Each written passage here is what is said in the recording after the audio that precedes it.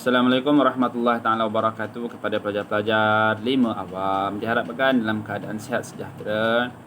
Bersama keluarga kurangkan pergerakan keluar kerana kawasan kita sekarang ini sudah ada kes positif COVID. Jadi elakkan daripada anda keluar jika tiada urusan penting.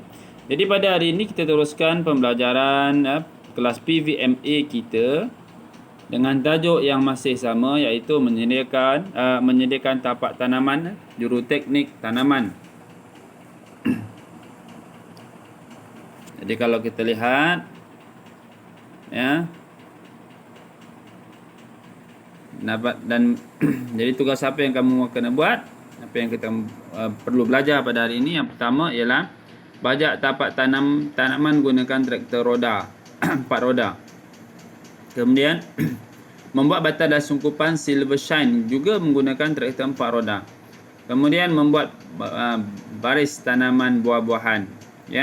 Jadi objektif yang kita dapat ialah yang pertama, sediakan tapak semaian menggunakan peralatan dan bahan menyediakan tapak semaian. Supaya peralatan, bahan dan tapak semaian disediakan, baja organik kapur ditabur rata dan semaian dan tanah dibajak dan digembur rata menepati spesifikasi kerja manual tanaman.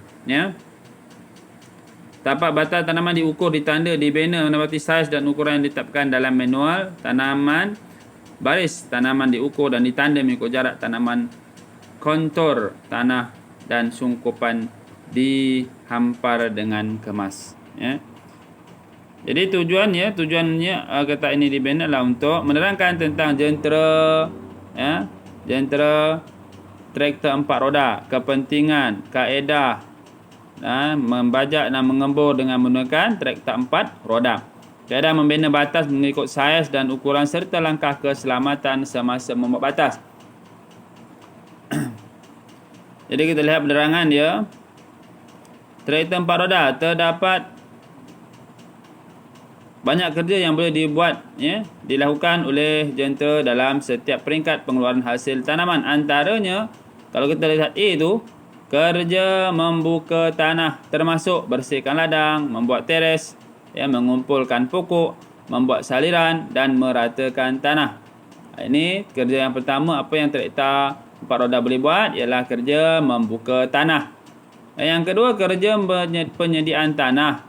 Dah kita buka, kita sediakan. Contoh apa yang kita buat ialah membajak dengan bajak piring, menggembur tanah dengan bajak putar, kemudian membatas dengan menggunakan pembatas. Ini apa yang kita boleh buat. Seterusnya, kerja penanaman, menyemai benih menggunakan mesin penyemai, menanam biji dengan mesin penanam berbaris, menggali lubang penanaman menggunakan alat penggali. Di kerja pengairan dan saliran termasuklah membina sistem pengairan, membuat parit, membina saliran, membina kolam takungan. Ini apa yang traktor 4 roda boleh laksanakan. Kerja penyelenggaraan ladang termasuklah meracun menggunakan penyembur boom, pembaja menggunakan penabur baja, merumpai menggunakan penebas putar dan juga membuat batas.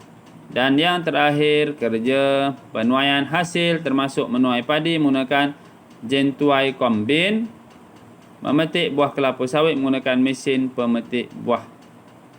Ini kerja-kerja yang boleh dilakukan oleh jentera dalam setiap peringkat. Yang pertama, kita ulang balik, kerja membuka tanah. Yang kedua, kerja penyediaan tanah. Yang ketiga, kerja penanaman. Yang keempat, kerja pengairan dan saliran.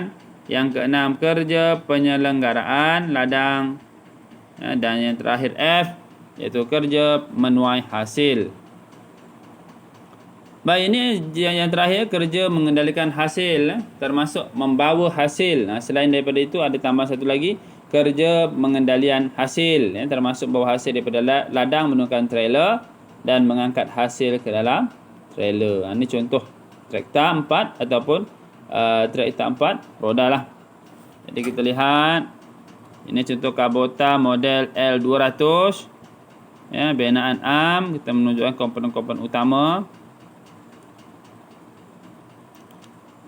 Okey, seterusnya kita masuk kepada objektif kedua, ialah menyatakan jenis-jenis implemen pembajak, penggembur, membuat batas dan penghampar sungkupan. Jadi kita lihat di sini, ya, antara implemen bajak iaitu bajak piring. Apa gunaan bajak piring? Untuk memotong, mengangkat, memecah dan membalikkan tanah. Ya, kita lihat yang kedua, bajak sepak. Jangan sepak orang tak. Sepak tanah tak apa, ya. Jadi bajak sepak ni kegunaannya untuk melonggarkan tanah, untuk memotong, mengangkat dan membalikkan tanah. Tujuan dia memotong, mengangkat dan membalikkan tanah. Ada macam juga bajak piring. Sebab kat tempat kita ni banyak kita guna bajak piring. Yang ketiga, bajak pahat, untuk memecah, melonggarkan tanah yang kering dan keras. Dia nak pecahkan tanah yang kering dan keras. Ni ya, pengguna bajak pahat. Dan yang terakhir kita gunakan, banyak lagi sebenarnya, penggembur berspring, iaitu membersih, memecahkan tunggul, mengawal rumpai, menggembur antara baris tanaman. Ya, kita gemburkan antara baris tanaman. Ya, kita tidak lagi, kalau ada implemen ni, lagi mudah kerja kita. Kemudian ada bajak sikat piring. Apa gunanya? Untuk memecah dan menyikat sisa tanaman yang terdapat pada permukaan tanah. Ini bajak putar, menghancurkan tanah dengan halus, mengembur tanah dengan cepat, mengawal rumpai, menggaul sisa tanaman dengan baja di dalam tanah untuk membajak di antara batas. Dan pembajak sisir untuk memugar tanah yang cetek, untuk mengangkat sisa tanaman yang tertinggal. Dan akhir sekali, inilah pembatas, untuk membuat batas kecil di ladang tadi pada beberapa unit, iaitu setiap jarak sudah dilaraskan. Kalau kita guna ni, kita boleh buat batas dalam 2 ke 3 batas. Kalau mesin kita traktor kita lebih besar, lebih banyak batas yang kita boleh buat dalam sekali tarik ataupun sekali kita drive. Ya.